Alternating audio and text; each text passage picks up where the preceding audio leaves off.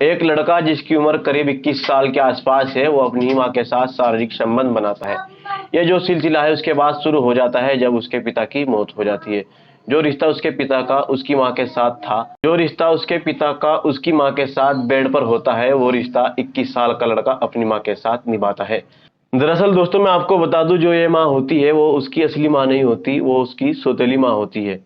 नमस्कार, मैं अब्दुल बारी। आज की जो सच्ची घटना है, कर्नाटक का एक जिला है हौरी, और इसी जिले के अंदर थाना लगता है शिवनी। दरअसल उसकी जो असली माँ होती है उसकी मृत्यु हो जाती है। जब अशोक कुमार 10 साल का होता है, उसके पिता ने तब दूसरी शादी की थी। वो दूसरी लड़की को अपने घर ले आए थे। 1 साल के अंदर ही अंदर अशोक कुमार के पिता की मौत हो जाती है। जो उसकी सौतेली माँ होती है वो करीब 40 साल की होती है, लेकिन वो देखने में इतनी खूबसूरत, वे जवान थी मानो कि वो 30 साल की हो, और इसी तरीके से उसने अपनी बॉडी को फिट करके रखा था। दरअसल अशोक कुमार के पिता की मौत हो गई, पास के ही दो लड़कों से अवैध संबंध रखने शुरू कर दिए, और जो अशोक कुमार था वह फूड डिलीवरी बॉय का काम करता था।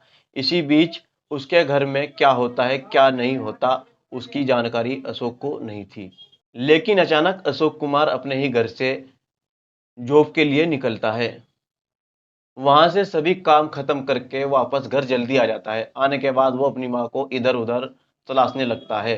तलाशते तलाशते वो उस कमरे तक पहुंच जाता है जिस कमरे में उसकी माँ सोती है। दरवाजा जो था वो बाहर से बंद था। वो दरवाजे को खटखटाता है, लेकिन अंदर से आवाज कोई नहीं आती। तभी कमरे के अंदर रोशनदान से झांकने की कोशिश करता है, लेकिन जैसे ही वो रोशनदान के अंदर झांकता है, जो अंदर का नजारा था उसे देखकर पूरी तरह से उसके होश उड़ जाते हैं। दरअसल जो उसकी माँ और दो लड़के नंग अवस्था में एक बेड पर लेटे हुए थे। जल्दी से दरवाजे को खटखटाता है तो उसकी माँ उस कमरे से निकलकर बाहर आती है, तो जल्दी से अशोक कुमार को पकड़ लेती है।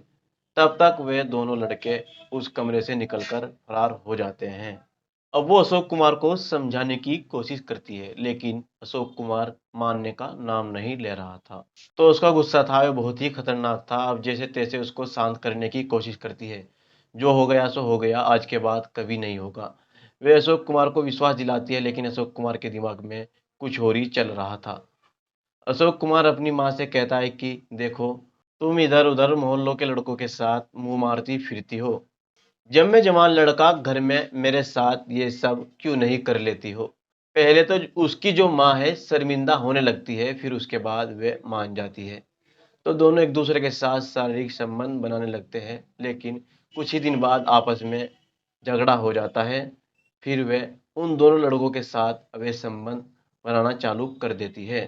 फिर इस बात का अशोक कुमार को पता चल जाता है, तभी वह अपनी सौतेली माँ की हत्या कर देता है।